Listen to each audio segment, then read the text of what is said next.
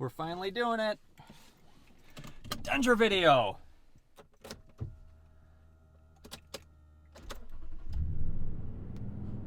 Beautiful.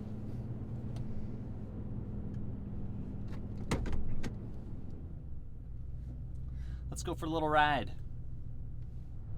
So I've wanted to do a vehicle video forever, and I'd say probably before even doing videos on YouTube.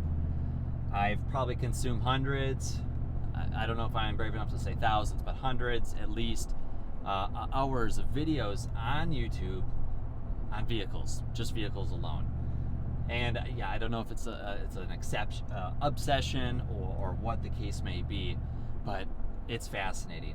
Reviews, tips, mods, off-roading, SUVs, trucks, different motors, what's coming out, the different brands. I mean, there's so much out there that can keep you busy, and I just find it highly fascinating, how the automotive world has been shifting and what's being developed, capabilities.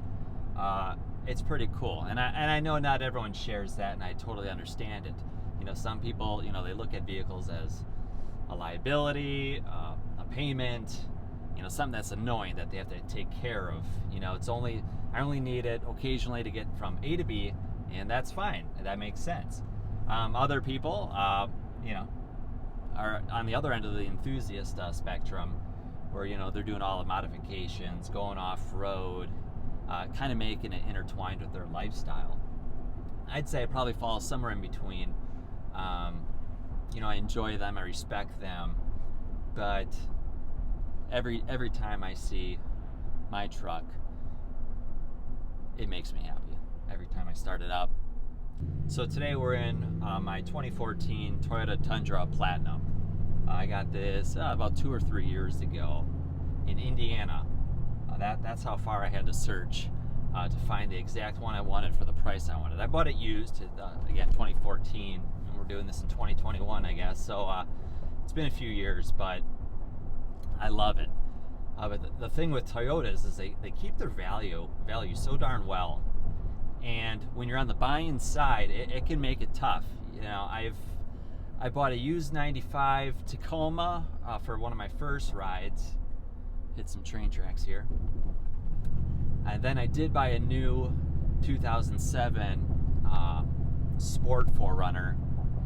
And after that, moved up to a 2012 Tundra used when we bought a boat. And it just, it did a lot better with towing. And eventually we sold the boat. We actually didn't use it that much as we thought we would.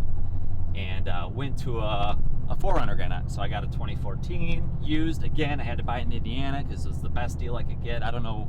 Other people have said the same thing. Indiana, used Toyotas, best deals. That's what I'm finding, at least. I'm in Wisconsin, so I'll touch Michigan, Minnesota, Illinois. But I won't go much further. I'm not that crazy. Did you guys hear that? That was a nice car. So I bought this, just wanted to get back into a truck. And I'll talk more about that 4Runner later. And we still own it. My wife drives it as her daily vehicle. Absolutely love it. Happy that it's still in the family. But there's just something about the Tundra, the power, the capability that I long for. So why own a pickup? Well, yeah, everyone has different needs, right? And it depends your circumstances, your hobbies. For me, we have our own house. I'll do projects, so I need to haul lumber or drywall or fill the bed with mulch so I can go around the house and take care of that. And frankly, in the fall, take all the leaves and sticks and all that to the yard waste center. So, it's a constant back and forth need for the bed of that truck. Not to mention, being a hunter, it's sure nice to have something that you can get dirty and it doesn't matter if you get a little blood or something back there, it's not in the cab of your vehicle. Whereas maybe you live in the city, you have an apartment, you're not doing a lot of those big projects, maybe you're not into some of the outdoor sports or needing to haul a kayak or canoe or trailer, then you can get away with a smaller sedan, maybe something electric, and there's nothing wrong with that. That's the beauty, is there's so many options to take care of all the different needs that people have. And I appreciate them all. If I could have one of each, I would. I think the all-electric Teslas are cool. I'm not a big speed demon. I'd love to have a fast car and punch it around, but I'm at that stage where I've got kids and responsibilities, and I don't feel like messing with the police and tickets. If I could go on a racetrack, that'd be fun, but I'm sure that turns into an expensive hobby as well, and Lord knows I don't need any more hobbies. And I've been back and forth many times in my life on, should I have an SUV, should I have a truck? And again, I've had a couple 4Runners, fantastic vehicles, great resale. I love the ruggedness, the feel of them, the look. There's not anything that I really don't like about them. Maybe, the power is lacking a little bit. They're tuned for off-road and be able to pull, I think, around 5,000 pounds. So, they're geared in a way that, they're not fast. So it's a little sluggish on the pedal, but, still doable for, I'd say, just about anyone and whatever you're doing. But the truck, talk about unlimited power. And, there's plenty of videos out there that talk about these Tundras. There's nothing more I can say that's new on these things. I think they started in 06 for the 07 model year. We're in 2021 and we're still on the same gen of these things. I can't believe it, but that's the Toyota way, right? They're ultra reliable, they last forever, they do their due diligence with the research, but man, do they refresh these things slowly. For being a Toyota fan and always looking for the next thing, you gotta wait. I don't know how many new Ford F-150s or Silverados I've seen in my life come out, but it always seems like there's some new press release and something they're doing with another piece of, or another trim, another package, and I just wait. And it is what it is. I guess us Toyota people are used to it, and that's just the way we got to deal with things. But being in 2021, we are awfully close. And you know what? This may be one of the last, and I quotes, last videos out there being made on this Gen Tundra. Again, there's hundreds, thousands of them out there. And that new truck should be around the corner any second now. We've been seeing spy shots online, videos with all the camouflage on the truck. And we're just waiting to see what Toyota comes out with. They're talking about taking the 6-cylinder from one of their Lexus sedans that's turbocharged, I believe, and throwing that in. It's got even higher horsepower and torque numbers in this truck, which is at 381 horsepower, 401 foot-pounds of torque. This has all the get-up in the world, but it just makes you wonder, what are they going to do next? Are they going to go to that Turbo 6? Are we going hybrid? Are they going to have an all-electric model? There's rumors everywhere, and obviously the whole industry is going that direction. We could be seeing the last of the V8s out there, which is it's sad in a way. The reliability, the power, the displacement, they're cool. The sound, you may have picked up that this thing has a rumble. In preparation for this video, I was doing some shots and listening to the audio because I was worried about my voice being picked up over the exhaust. It probably sounds fine now, maybe a little tinny. I know when I had the headphones on listening to this, you definitely had that bassy rumble, and it was a little hard to listen to. So yeah, hopefully it's not too bad. But yeah, this truck came with the dual TRD exhaust, so it's a little louder. But it's awesome. Every time you start it up, you give it a little throttle. I'm not big into the loud exhaust. I don't like waking the neighbors up or being disrespectful. They're fun, they're cool. I think they're fun on motorcycles and Harleys and stuff like that.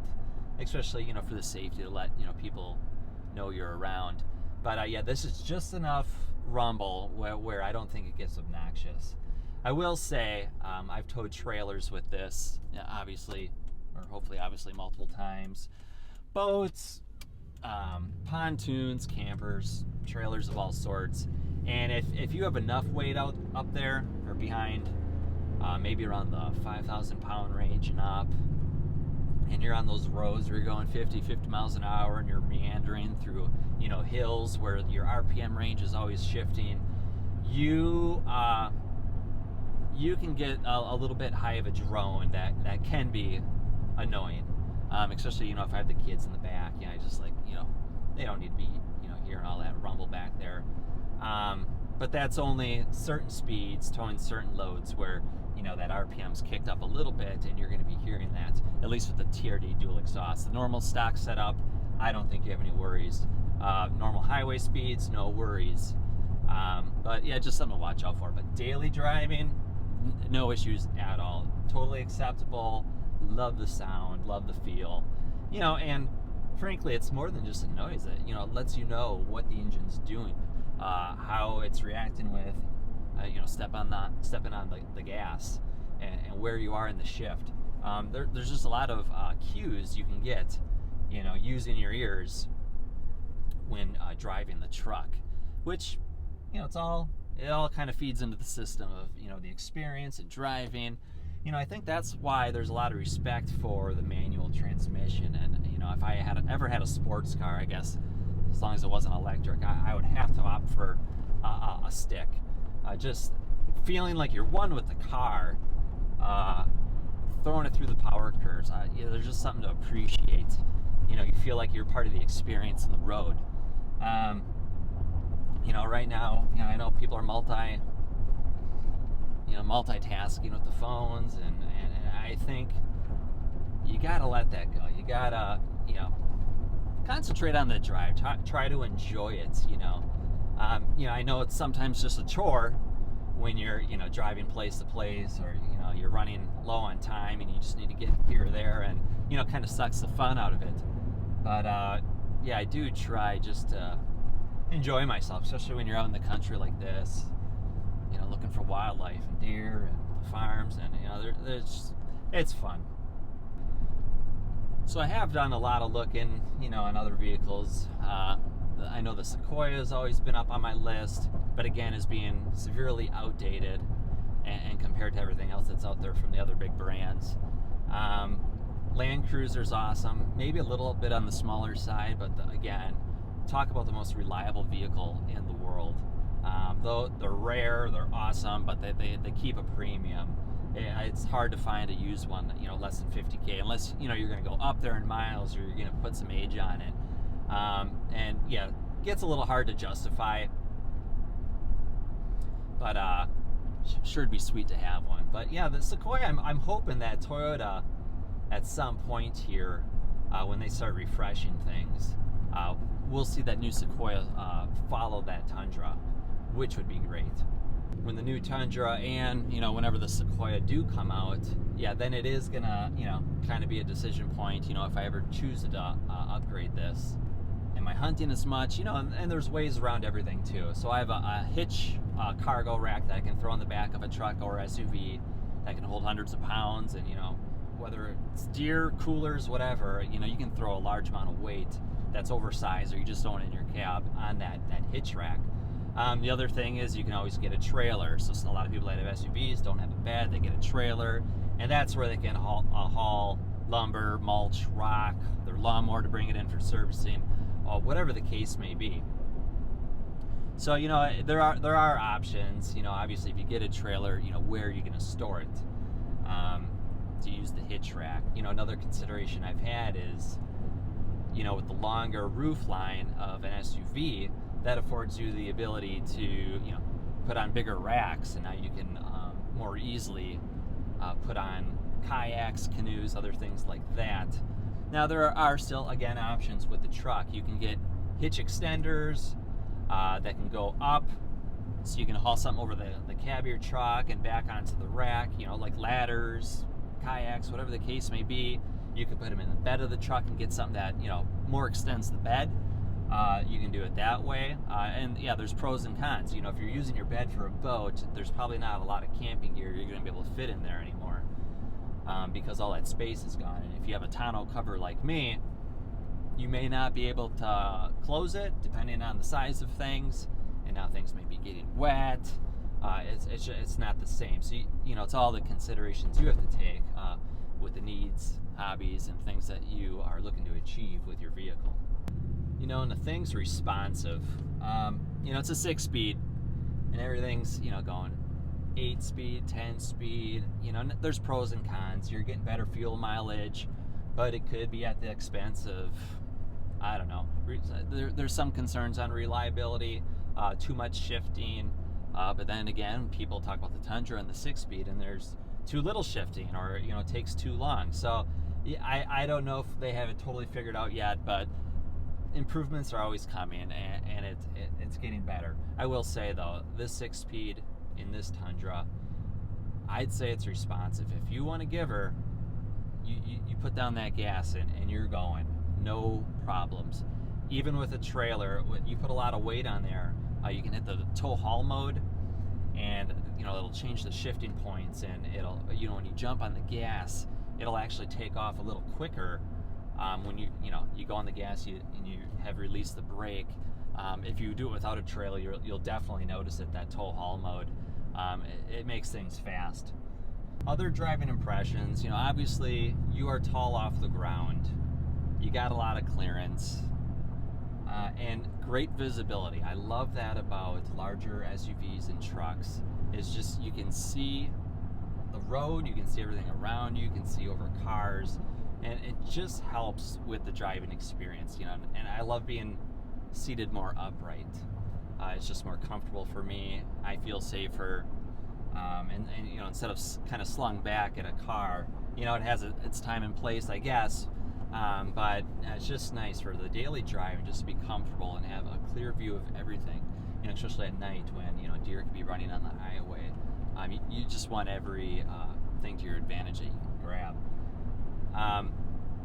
You know, it could be seen as a little bit of a bouncier or rougher ride, especially to someone that isn't in trucks often. I'd say that's something, if you don't mind, you get used to really quickly. And I think you actually grow to appreciate it. It's, you know, I like being able to feel the road the way I do in a truck. But I also love the way that it absorbs bumps. You know, in a lot of cars, for example, you know, if you hit a pothole or, you know, a big crack, sometimes that can really, you'll feel that, and you feel bad for your suspension, and you'll wonder what just happened with your life. And a truck, you can float over that stuff a lot easier, you know, maybe a little less risk for damage. But that is something I appreciate, just, you know, because especially Wisconsin roads, they can get so bad with our freeze and thaw cycles, and, you know, things just go to hell. So yeah, definitely appreciate it for living up north. You know, and as far as living up here, 4-wheel drive is a must, all-wheel drive, whatever the case may be. Well, you can have plenty of snow up here. You know, any of the northern states, Colorado, Canada, I mean, anywhere where you get the snow we do, you're gonna want, you know, something that can move all 4 wheels. You know, I wouldn't say I go off-roading much. You know, some trails here and there, maybe camping, maybe hunting, and there's going to be the times where you're going to need it, or things are going to be muddy, and especially, you know, an emergency where you do get stuck and you weren't using 4 to begin with, you know, be able to hit a switch and get yourself out. That is a big lifesaver. You know, there's not always someone there that, you know, can yank you and has the straps, and it's kind of hard, you know, just to depend on that, you know, especially when you're kind of doing solo adventures. So being able to hit a switch, put it in 4, whether it's really bad weather or just the situation calls for having 4-wheel drive, that is a must. You know, other things I was nervous about before I bought my first truck was, you know, I work in a city. How am I gonna park it? You know, what's it gonna be like when I have to go into parking structures at places or airports or parallel parking? If you're good at those things today and whatever you're driving, I wouldn't worry about them. I know that made me so nervous on how I was gonna cope, but it's easy and you get used to it fast. You know, I'm the type already that likes to, you know, park at the back of the grocery store lot. I just don't appreciate being hit by carts or getting door dings. You buy something nice, you want to keep it in good shape and have it a while, or be able to at least resell it for a good amount. So I take care of it, and so that's always been my theme. But yeah, usually you're backing into spots. I think it's a lot easier backing into a spot and then being able to pull out forward than doing it the reverse, or I guess the normal way. At least for a truck, in my book. Yeah, sometimes, depending who parked behind you, you may be in a little bit of a pickle, with getting out of the parking spot. But yeah, no problem. I also back it into the garage. It's just a little easier for aligning it, fitting it in with another SUV that's in there, and the mowers and snow blowers and all that gear. Not to mention, being able to use the backup camera to see where that wall is as you back up. Just because, with a full-size truck and a regular-sized garage, when you close the door, you're looking at maybe a half foot on each side, maybe a little more, but it gets tight. So you got to make sure you're pinning up against that wall to a certain degree so that you can close that garage door. Sometimes, pulling in straight, and especially, if you don't have a brand new vehicle that has the cameras up front, you may not know exactly how close you're getting. And you can do the old trick where you hang the tennis ball from the rafters and wait till it hits the windshield. I've done that before with the old 4Runner, and yeah, that works fine. So you just got to figure out your strategy for parking and having a vehicle that's larger. But yeah, that's just one of the things that comes with the territory when you have a large vehicle. But if you're willing to accept that and everything else that comes with it, for the benefits, I say go for it. We did just recently get a canoe ourselves, which I put a lift in our garage and have that up there right now. I'll have to do another video where I go over that. But I did go that route where I got the bed extender, so I can put it in the hitch, and then there's a rack that goes out to hold that, and it has points where I can do the ratchet straps to hold it all down. So, especially with the pandemic and things going on, needing to stay away from people, we've been stuck in the house enough, and it's like, hey, got a truck. We love doing things outdoors. I can haul kayaks, canoes, pull campers, and generally, these activities are great things that you can do with the family, kind of away from people. So I'm really looking forward to doing that this summer. Also looking at, maybe getting another kayak just to get out there more. But again, as long as I have the truck, should be no problem being able to haul that. And if I go into a larger SUV in the future, then I'll look at some cool rack system from Thule or Yakima or whatever. Gobi makes some awesome racks that I could probably put some kayak holders onto. But just have to pay attention to those things once I get to that point. But right now, I almost have this thing paid off, and I may pay it off a little early, and kind of getting excited about that. It's nice not to have vehicle payments. That makes life feel good, and just use the truck for enjoyment and get the most out of it. We've also been looking at campers, and as a lot of our friends and family know, we've been looking for years. Not that we couldn't just go out and get one, but I think it's just we're too indecisive. At one moment we're looking at laying up north in a cabin, or just borrowing our parents' pop-up, or joining other people on their camping adventures. We have a large tent too, so we've done some of that. But yeah, I don't know where I want to go with the camper. Neither of us do, my wife or I. I got the truck, so it has my options open. Between the towing and the payload, this can do a pretty big unit. Not that I want to max it out, and I honestly, I don't like. I think it kind of sucks the fun out of camping when you get these 30-foot units that have air conditioning and all the bells and whistles. Fireplace island. That's not for me. You need a place to sleep and carry gear and keep you dry. When you have a big string of wet weather. But other than that, so we're looking. I don't know if we'll go the pop-up route or a hybrid, a small trailer. There's a lot of sweet units around that 26-foot range that have, kind of bunks in the back, so that'd be great for our kids. and they have a queen bed, often a Murphy bed in that size, which is fine. That doesn't bother me. And then the rest of the things. You get your stove, microwave, sink, shower, bathroom. I don't know if I need all that. Yeah, I've been in a pop-up probably over 20 years, and never needed those things. And I don't mind using the state park bathrooms, and and if you don't have a bathroom in your camper, you don't have to clean it and empty it. And with a pop-up, we don't really have to do anything for winterizing because we're not running water through it. So, and storage is a lot easier too. You can keep it in your garage or by your house, where a trailer, you're gonna have to pay for that. So there's a lot of pros and cons. Nothing to do with the trucks or the Tundra, that we're talking about right now. But the nice thing about having this, the beefier suspension, the motor, the brakes, is we have options. So it's just a matter of figuring out what we want to do.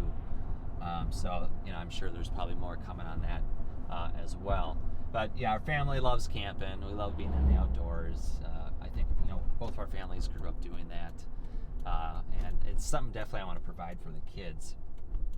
So you pay a little bit more for trucks. You definitely pay for gas. But all the benefits, all the things you can do with the hobbies and the outdoors, and be able to maintain things yourself on your property or in your house, it comes in handy. You're not going to Home Depot to rent a trailer. You're not asking friends all the time if they can use your truck, which being a truck guy, I experience all the time, and which is fine. I love helping people. But yeah, it's just nice to kind of be self-sustainable and have the things that you need to go about your life. Speaking of fuel mileage, not pretty. This is where Ford, Chevy, others, they're really taking on Toyota, and in the next iteration of this truck, it will have to be addressed. This truck, this V8 5.7 liter, is rated at 13 city and 17 highway. So it's not good. It's thirsty. If you saw my earlier video, and I'll try to link to it, I show how I do calculations for my gas. And I've averaged over the last couple of years 15.8 miles to the gallon. So it's not good. She's thirsty, and it does cost some money to fill up. But it kind of comes with the territory, right? The good thing with working from home the last year is I'm not going to the office every day. That's probably $5 a day that I'm saving on gas, which has been a huge win, and I hope to work from home a lot more in the future, because I know I'm going to have a vehicle that is a little more thirsty than normal. So hey, save the environment, right? I try to do what I can, but we just need also the technology to get there a little better with the hybrids. I don't know if I'd want a hybrid truck, but if they keep proving reliable and they're doing the right things, I could see myself getting into one. I know, like right now, I don't know if it's the Power Boost Ford F-150 or what the case is, but they're doing some really cool things with these hybrid trucks. It's almost like its own generator. You can run off the batteries, and if the batteries deplete, it can kick up the engine or on the engine to regenerate those batteries. I know in Houston, when they had or Texas in general, I guess, when they had all those power outages, people were using their F-150s to power their houses, or at least maybe not their whole house, but heaters and refrigerators and other things that they needed running when those cold temps hit. So they were running extension cords from their truck to things or appliances in their house, which I just find incredible. Because they have outlets right on the bed of the truck. So you lift the panel, and I forgot if it's different hookups that they have for that, but just neat what they're doing with the technology out there right now. This truck does not have it. It has its regular cigarette outlets. Nothing fancy, but it is cool, kind of some of the stuff they're doing. Making the truck a mobile workstation, something that you can run air compressors off of, or tools, saws. Everything can plug in the back. use your tailgate as a place to work. And they got steps, bottles openers, can holders, rulers, all built into these things now.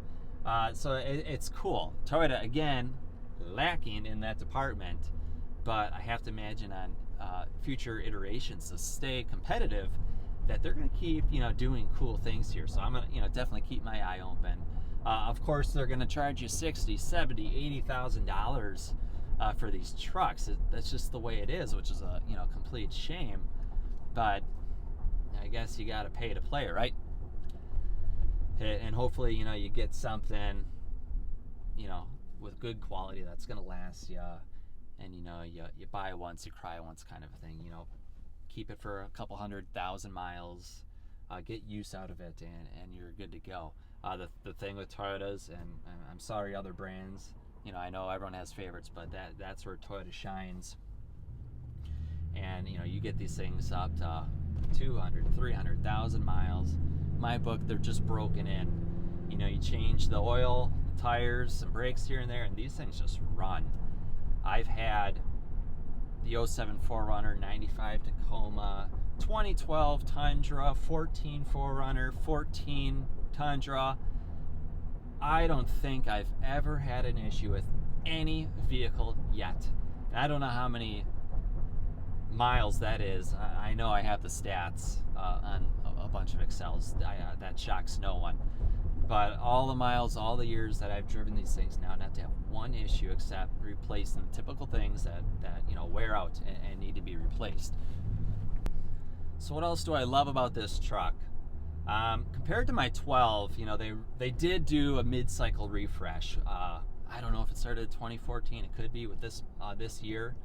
So again, I don't know if I said, but this is the Platinum. So the leather, I love. It's got the heated, cooled seats. Honestly, I love leather seats. They clean well. They feel nice. I may think that foam feels a little better, but they get dirtier. I don't think they're as durable.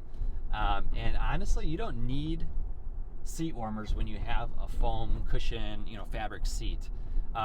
You put your butt on there and it warms it up right away. You get that nice heat transfer. You go on cold leather, that seems to stay cold a little longer, and so having that warmer, awesome. And black leather, especially in the summer, it's nice to have that ventilated seat as well, because that, especially when you have shorts on, you start burning the skin underneath your thigh. So I love those features. Compared to my 12, they move the dash a little closer. I know that was an issue with that before they did that mid-cycle refresh, was that the dash was kind of further out. Now I have longer arms. That doesn't bother me.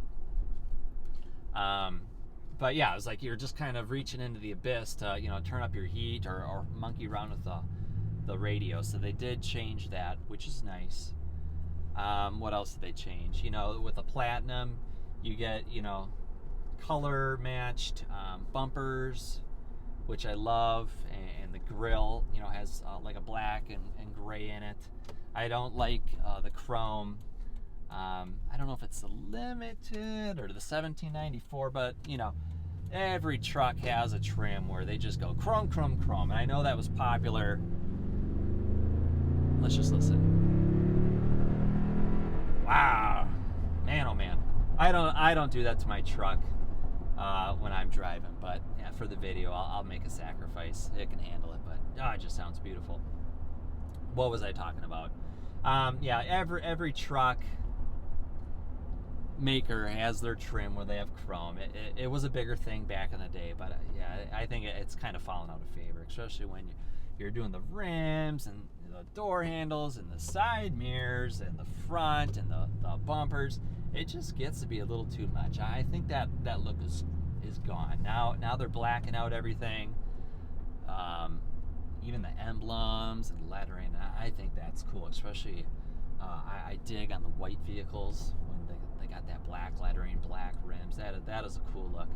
I don't know if we're getting peak blacked out now and it's not going to be cool anymore. I don't know if we're getting to that point yet, but I hope for a while we're out of the chrome phase. Make the vehicles look sleek in other ways. They redid the gauges, which I love. They're just a little cleaner, more modern. The console, the stitching. And hopefully I get some B-roll in here to look at other things, even though this truck's dirty, especially with having 2 kids and a dog. But yeah, everything was refined. Still the same truck, you know, after the refresh, but just everything looks a tad better, which I don't know if I could have went to a 2012 again. It was just too blah. The Sequoia has barely changed as well, and I'm just not a fan of the interiors. I can't wait for Toyota to refresh these things. Come on, any day now.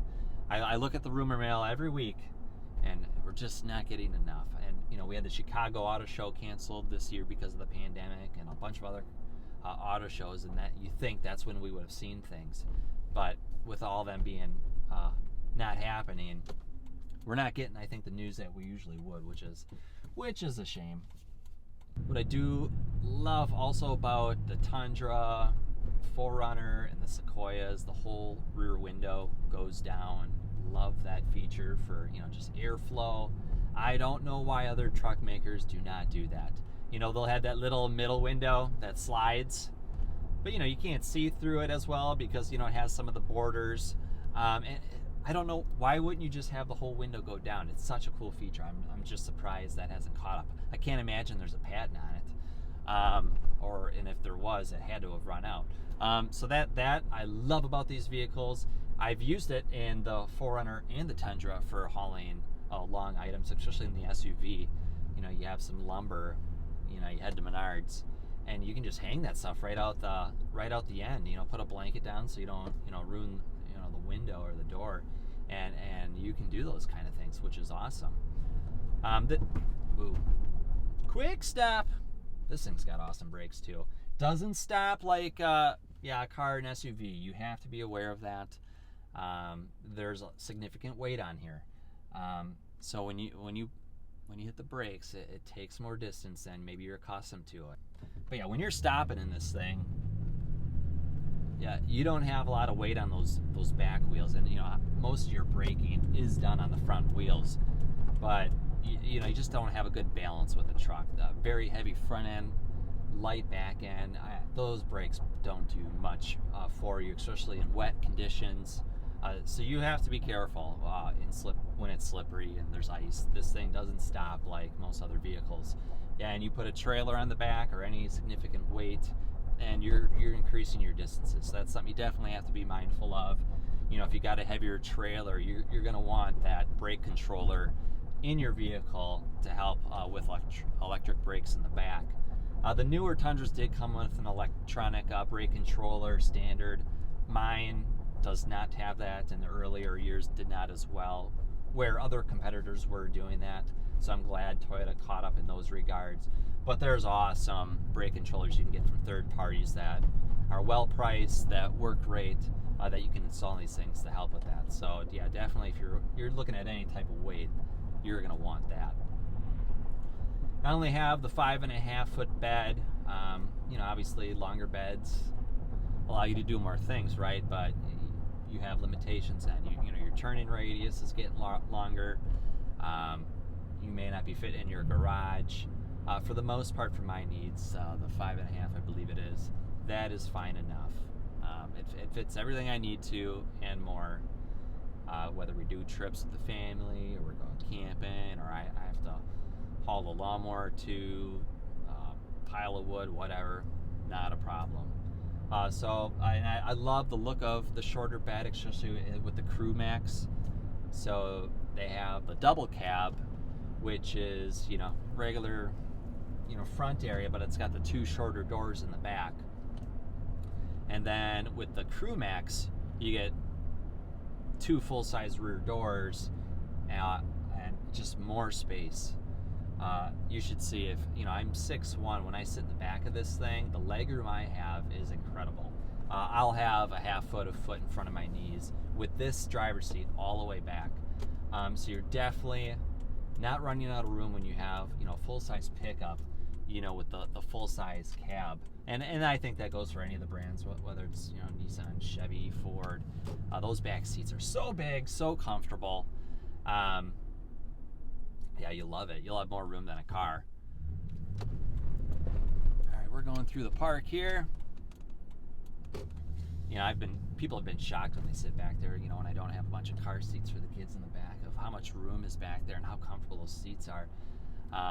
Try to change them through the years. They used to just flip and they reclined. I don't remember which one's which anymore, but yeah, they're comfortable for going on a trip with 4 or 5 people. No issues with headroom, hip room, leg room. Definitely very comfortable. We usually, when we go on family trips, we take the truck. The 4Runner's nice and it fits all of us, but just the highway ride of this thing, the space, even the elbow room. We both can put our arms on the center console. We're not hitting each other. There's room for drinks, and there's just so much space to be comfortable with bags and the dog and your legs. So yeah, at the loss of some fuel mileage and putting extra miles on my baby, we always take the truck. It's just a more comfortable, pleasant ride for long trips in the highway. You just can't go wrong. One thing with trucks is you have that longer wheelbase. So when you're going over bumps, the way it soaks those up is just a little nicer. When you have the shorter wheelbase, you kind of teeter on those bumps, and you'll feel it more, in a Jeep, much more, kind of a bouncy ride versus the longer wheelbase in a truck. So that's cool. Notes on the wheelbase. That's also a plus for trailering. If you're doing long or heavy trailers, campers, boats, whatever the case may be, the longer the wheelbase is on your truck, the better, because that's going to provide more stability when you're driving, especially on the highway and at speeds. If you have a shorter wheelbase, 4Runner, Land Cruiser, Jeeps, you can get more sway. And when you have a gust of wind hit you, a semi goes by, all of that is felt a lot more in a shorter wheelbase vehicle, and could lead to something that maybe gets a little out of hand. So you got to be careful, and you got to know your limits of your vehicle and your payloads. But the longer you can get on your wheelbase, the better, because it's just going to be a better trailering experience. And not to mention with trucks, their suspension is made in a way that they can really handle a lot of tongue weight, which is nice. You'll get a little bit more sag in an SUV, but that'll be true for trucks as well if you're starting to get to the limits, which I don't recommend that you do. I believe they say that you want to go up to 80% of the limit. Some people may play it a little bit more conservative, some may push it a little. This thing I know did haul the space shuttle, so it can do things. But that's you're not doing that every day, and nor should you. Although that'd be a fun job. But there's things that can work around that too for trailering. You can get your weight distribution hitch. You can get bags. There are airbags that go in your suspension to help with sag, and that weight distribution hitch is gonna distribute the weight differently with your front wheels, the trailer, so you're more even, and you're gonna have better steering, better braking, especially in an emergency situation. So those things are definitely recommended when you're starting to get into the bigger units. But again, if you're going that direction, you do want to start out with a truck. Maybe you're looking at Sequoia, Suburbans, other large SUVs. But yeah, generally, that's kind of what you're going to be between, at least if you want to play it safe for you and the family.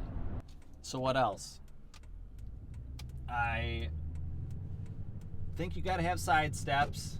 At least for my wife, it'd be hard to get in, unless you didn't have those on a vehicle that's off the ground as much as this one is. I have a X-Tang Solid Fold 2.0 tonneau on the back, which is a tri-fold. I absolutely love it. Keeps things safe, dry. It's got a mechanism there so someone can't pry it off. You can flip it all the way back if you need to, to have some with handles that needs to stick out, or brush, or whatever. You can take the whole thing off in less than 5 minutes if you'd like. So that's nice to have flexibility and keeping everything safe, secure in the bed of your truck. The tailgate is a soft open, so you can hit the handle and it'll, using hydraulics, it'll just softly open down, which is a big plus. It's heavy, so it also helps with the lift, the assist to lift it. If a kid is underneath and you let the tailgate go, it's not going to bop them on the head that hard because it'll come down slowly. So that's nice, especially when your hands are kind of full and you can't control that whole thing. So I do like that. This truck, not only does it have that TRD dual exhaust in the back, but it also has the TRD anti-sway bar installed on the rear axle, which I love. This truck came with it. My 12 did not have it, but I added it myself. And I don't know if that was a $200 or $300 option, but it bolts on easy, no problem. But it just gets a little bit of that sway gone out of the truck. I'll never forget, on the way to work, the way I would take, I'd have to go over this manhole cover on downhill curve. And every time my truck went over it, the whole thing would kind of do this weird sideways jitter. The moment I put that anti-sway bar on the truck, it totally took that out. I could, it would take corners much nicer, not have as much lean. It's small. You have to be someone that, really takes in these details and studies, how things work and what they feel like. But I noticed the improvement right away, and I totally recommend it to anyone that has this truck. If you don't have one, add one.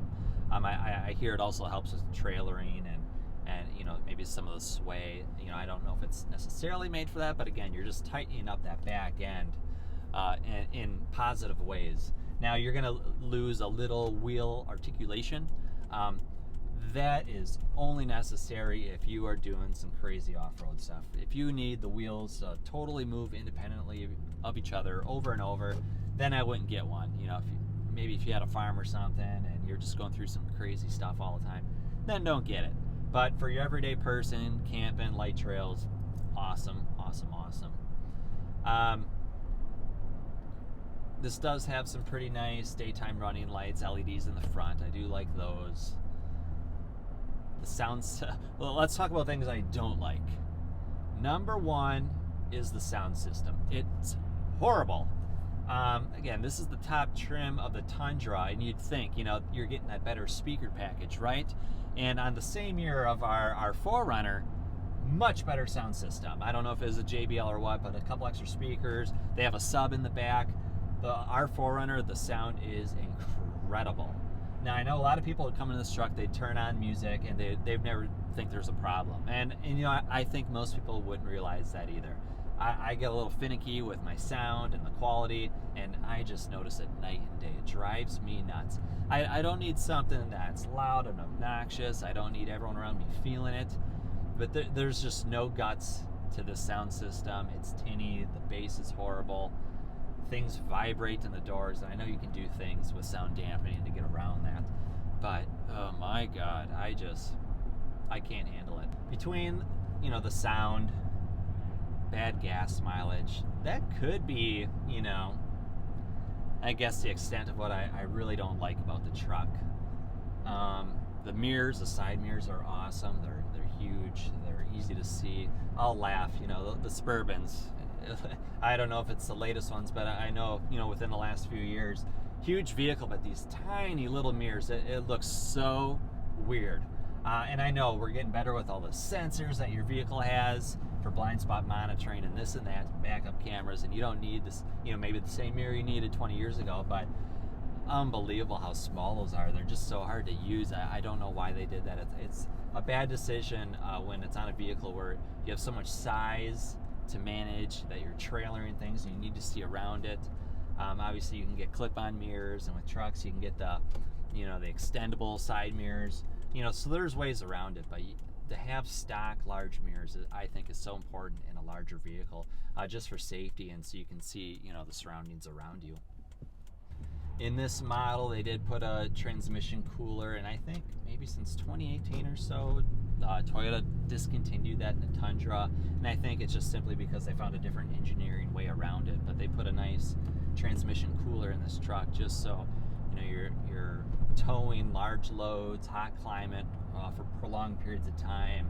That's going to keep the temps down, and just ensure that you have the longevity on the components of the truck. So that's really appreciated, and I like that they went out of the way to really make sure that this could handle towing to a very satisfactory way of doing it. The touchscreen also has a lot to be desired. It's small, it does the trick. I really wish this truck had Apple CarPlay, wireless Apple CarPlay. I could see my maps and podcasts on there. It's got Bluetooth like any vehicle does, so at least you can stream your Apple Music, your Spotify, or whatever to the device. Which, okay, that's the bare minimum, and thank God we have that. But yeah, I really wish we had the CarPlay, and this does not have it. The newer ones do, and I'm assuming all new models from here on out are going to have Android and Apple, already working with the vehicles, or at least I hope so. They'd be dumb not to, because I think that's a big demand nowadays. The Intune on here, horrible. Maps on here, horrible. They get outdated. I'm not going to go and install new versions with a DVD, this and that. And you try to find places on there. If you guys have ever used a navigation unit on a vehicle, they are bad. The phone makers, they've done an excellent job doing that, and we don't need to recreate the wheel at this point. Let them do it, integrate it with the dashes, and everyone's going to be happy, right? The truck has power folding mirrors. I did a car wash this morning just for the video. I like to wash myself, but I was short on time. So you got to put in your mirrors, and I just love being able to hit a button, rock and roll. Sunroof is nice. I like having a lot of natural light in the cabin.